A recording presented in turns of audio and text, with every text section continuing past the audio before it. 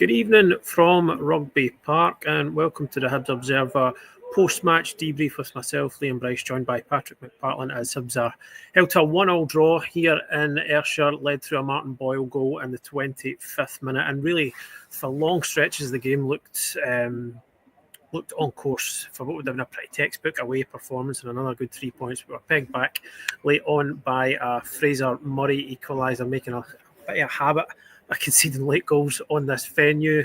Patrick and I will discuss the main talking points from the game in a moment, but just as always, before we get started, folks, a word from our sponsor. Hibs Observer is now brought to you by S1 Jobs. If it's time to hand in your transfer request, then head over to s1jobs.com and upload your CV today. With thousands of jobs across Edinburgh and the surrounding area, you'll find the one at S1 Jobs, so start your search today. Patrick, what did you make of that today? How are you feeling about it? So a bit of a kind of case of deja vu, I think. When that's 3 out of the last 5 trips to Rugby Park have ended with Kilmarnock scoring a late equaliser to take the shine off was what has usually been a fairly good performance. And I think we saw that in the first half today. I felt it was a really one-sided game. I felt Hibs looked good for a fairly comfortable victory. Just with their overall play, a certain degree of good fortune about the goal, but at the same time, they've had to set up to defend the corner properly, and it's a classic kind of counter-attacking goal. Great work from Dylan Levitt. Martin Boyle takes it really well, but I think in the second half, I wouldn't necessarily say that Kilmarnock improved a huge amount, but I felt something was missing from the Hibs performance in the second half. I mean, it wasn't necessarily a lack of, it wasn't a case of just not be more clinical in front of goal. They just didn't really create the chances I expected them to.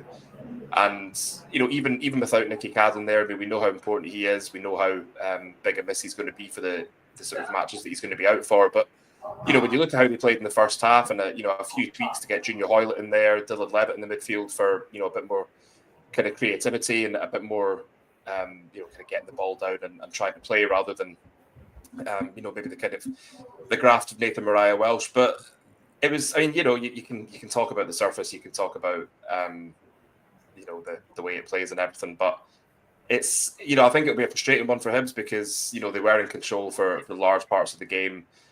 An expected goal return of, I think it was 2.06 was what I saw. It's you would expect them to take more from that, but obviously the positives are it keeps the unbeaten run going in the league, and they stay third, mostly thanks to results elsewhere. But this, it felt like a return to what we saw earlier on in the season, where good performances weren't really being rewarded with maximum points. It's probably a bit of a shame that they couldn't sort of tighten their grip on third place. But three games still to come before the split, and I think I'd probably just about argue that things are still in their hands, but they're not going to get so many helping hands from the other teams around them as they did today. No, I wouldn't think so. I think you've summed it up quite well there. It's a good performance that's not yielded probably. I mean, if you don't kill the game off, can you say that you deserve to win it? Maybe Kilmarnock would maybe contend otherwise. Although, I mean, I think it probably kind of the extent of which Hibs I thought were the better team for a long period of the game is that Derek McInnes in his post-match press conference said that he was really happy to take a point from that. He said, Hibs were better than us for a lot of the game. He just said Hibs are a better team than us outright. And he was kind of talking about the different threats that this team can bring, and he kind of seemed really happy that his team have got out of here with something today. So that probably tells its own story. I think, I sort of maybe I wrote in the talking points that Hibs should have killed the game off. I think they did have enough opportunities to do that. But that being said, I don't think that they missed sitters. In that sense, that there was a few kind of half chances. I think the one that's maybe is there was 2 involving Junior Hoylett. There was one where the ball sort of found its way to him in the box, and he couldn't have been much more than 6 yards out. And normally he's like, but with Junior Hoylett, it's the first touch is so secure. It's like kind of thing you can bank on 9 times out of 10 in a game, and it was probably the only time the entire game he's touched let him down, because if he'd killed the ball, it would have been a simple finish. There was one where I think Kilmarnock gave the ball away near the edge of their own box, And Hibs, I think they might have had a man over. I need to see it back. Didn't capitalise on it. I think that was the two where you think, right, okay, that's where they should have killed the game off, because there was a couple other half chances. I think Dwight Gale had one where he flicked on. Nectar Triantis had a shot in the box that kind of straight at Robbie McCrory. I thought from where I was sitting, the one that Levitt hit from the edge of the box, I thought that was bound from the back of the net from the angle here. Very unlucky. But I think, I've kind of not, in terms of the kind of overall picture on the game, I don't, not too much to add to what you said there, because I think it's nothing to panic about. It is maybe a wee bit of a throwback to earlier in the season, where Hibs played well in games and then conspired to throw it away. But I think, and David Gray seemed to, you could tell he was a bit disappointed in his post-match, but he did kind of make the point of, like, this was almost a kind of perfect away performance. It wasn't far off away from being that. He wasn't too critical of the missed chances, but he's the main point is, if you don't kill games often, this is always liable to happen, and it's happened to Hibs this season. Not so much of late, of course. A comment here from Mickey Devine. I don't know exactly how many points that they've dropped from winning positions this season, but I mean, I know for a fact that it's not as many as last season, but it's, I think those points dropped are probably that'd be very skewed towards what happened in the early days of the season. It's not happened so much of late, so I wouldn't be at this point. I don't think you could be too concerned that it's like creeping back in as a trend, but it's a wee reminder here that there's still work to be done, I suppose. Yeah, I think so. And I talked about deja vu, just for the manner of the draw, with him sort of controlling the game for large parts of it, and then losing that late goal with, I wouldn't say a defensive error, but a little bit of a lapse in concentration, which we have seen sort of a lot. That's something that's maybe not gone away, but I think when you're on the kind of run that Hibs have been on, you do tend to get away with it maybe more often than you might. Certainly earlier on in the season, when nothing seemed to be going Hibs' way, it did feel that every time there was a mistake in the box or in the back line, it was being punished. And I don't think we saw that happening as much throughout the run. I mean, again, you can look at the pitch and how that affects things. You can look at how Kilmarnock's home form has been pretty impressive. But I think the main thing is that they kind of take this as a point, as continuing the unbeaten run, and then just move on to the next game, which is what David Gray and the players always say anyway. I think it feels like Hibs have probably moved, or certainly the kind of mentality perhaps amongst the fan base and maybe the players is that if this had happened in the first sort of few weeks of the season, then you'd think it's a good point at a difficult venue. Yeah. And now it's disappointing not to have taken all 3 points from a team that have been as the form guide shows, been pretty good at home this season, and usually are.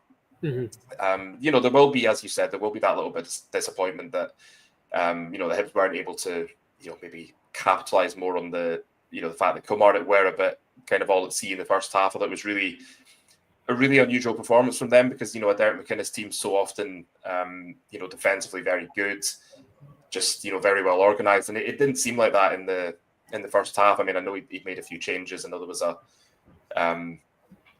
some sort of like doubt over what formation he might actually be playing to begin with, and I think it's that can sometimes sort of almost give you, as the opposing team, you almost kind of get more hope from that. If they look disorganised, if they look a bit sort of 6s and 7s, you can try and sort of capitalise on that. But I mean, I think the thing that stuck out for me was the number of times that things were happening, and you could see the Hibs players sort of like pointing at the surface. You talked about that Junior Hoylett thing. I think that's the surface. I think if that's on grass, he maybe judges it differently. Mm-hmm. Not going to turn this into an artificial surface debate.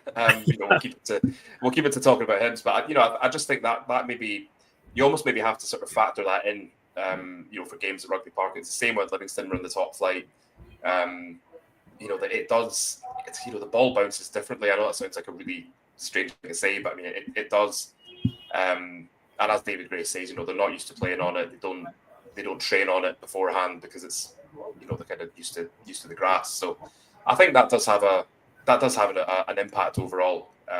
But if we're seeking to take the positives away from today's game, I would just say the unbeaten run of the league keeps going. Martin Boyle again. I mean I think that's 9 goals, and 14 assists or something in the league. That can't be right. 14 goals, 9 assists, maybe overall. I'll need to check that. But that's, I think, from a player who looked like he was kind of on his way out earlier on in the season, getting benched and not coming on. It's been sort of a really important turnaround from him, and I think good for him to get on the score sheet again today. Good for Dylan Levitt to add to his goal contributions. He played well today. Coming back in and place of Mariah well. So there are some positives there. You maybe have to look a bit more carefully for them in the wake of losing another late goal, and especially to a former Hibs Academy player as well. Fraser Murray obviously had a few. He had a few first team appearances, but maybe didn't kick on the way he thought he would. I think Marvin Bartley was on Cole Comms for Hibs TV and was sort of pointing out that every time he came to train up with the first team when he was at Hibs, he'd always impressed. And he's been in good form for Kilmarnock in the past few weeks. So, I think he'll probably have enjoyed that a wee bit, just getting one over on his former employers. But I think it does feel like a different 1-1 draw at this stage of the season, given what we've seen in the past few weeks. As compared to like earlier on in the season. So yeah. Just before we finish, question from Ian: do you think Gray could have done more to shut up shop with substitutions? Guinness made lots of changes to win the game. I think I was just kind of looking there at the timing of the changes. I think Gray tried to do that by bringing on Josh Campbell and Nathan Mariah Welsh for Junior Hoylett and Dylan Levitt, because that's it's not like for like changes in the middle of the park. There's kind of stylistic differences between those players. So I think I think that's maybe what he's tried to do. I think Levitt, having not started a game, or he's started a game for a while, he had an injury. Hoylett, same. I think the last game he started was Clydebank. I think the two of them were starting to tire a wee bit, and I think he's brought on Campbell and Mariah Welsh to probably try and do that job. So I mean, aside from that, else on the bench you would have had. I suppose you could. Do you want to change the back three? Sometimes that can be, more disruptive than anything, especially considering that three have played well together in recent weeks. I think he's tried to shut up shop, and then I think sometimes it's just the players have got to see it out, and they've not managed to do it on this occasion. Because as I said, they're just bringing up who else was on the bench: Marvin Ekpateta, Warren Ahora, Alassane Mane. Mane's probably not going to come on in this situation when he's not had a lot of minutes. Could you have brought on Warren Ahora and Ekpateta, but then you'd just be kind of replacing like for like, really. So I think he's tried to shut up shop, and I think on this case, Hibs just haven't been able to hold on. Yeah, I think we've talked a lot about Gray's substitutions and how he uses them. Earlier on in the season, I was pretty critical of the subs he was making and when he was making them as well.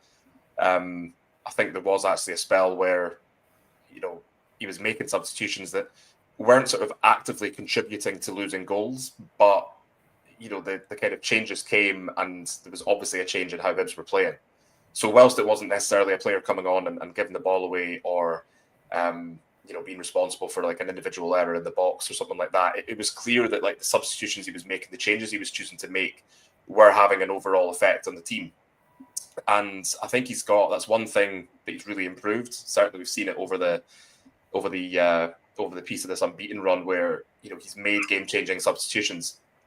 And I think maybe when you look at previous games where you've had Nicky Cadden start and you're able to bring on Jordan Abita in that left wing back role for maybe the last 15 to 20, and it's just even little things like that. We sort of talked about how much Hibs will miss Nicky Cadden. Talked about in the first half today, they didn't, it wasn't sort of obvious that a player who's been a bit of a talisman for them was missing. And I think just being able to bring on Abita for that sort of last 15 to 20 minutes just really keeps the pressure up that left hand side.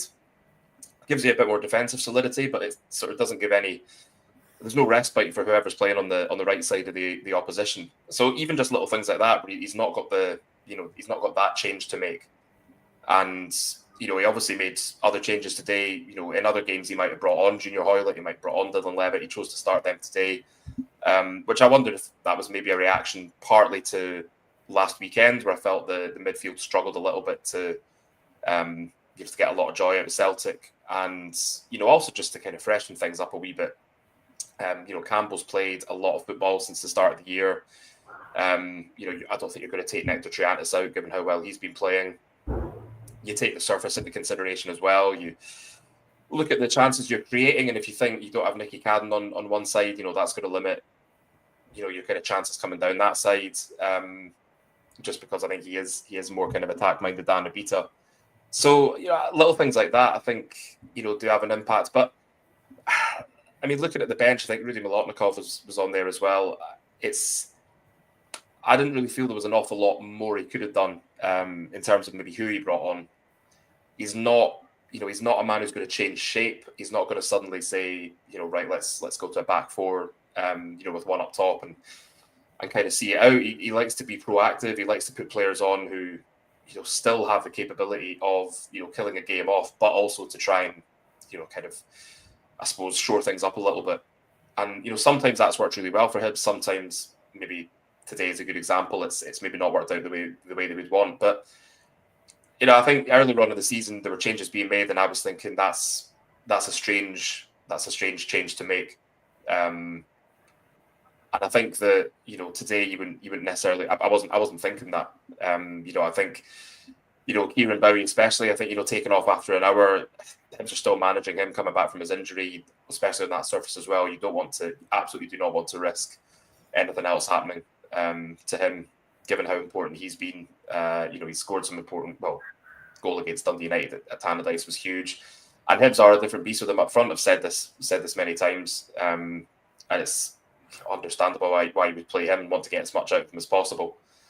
But again, when you look at Ellie Yuan missing today through injury, that's like another that's another factor to kind of take into consideration. So sometimes you look at the starting 11, you think that looks strong. You look at the subs brought on, you think you wouldn't argue with any of them. But sometimes just little things like not having Nicky Cadden available, not having Ellie Yuan to bring on for like the last 10-15 minutes to basically keep running at a tired defence.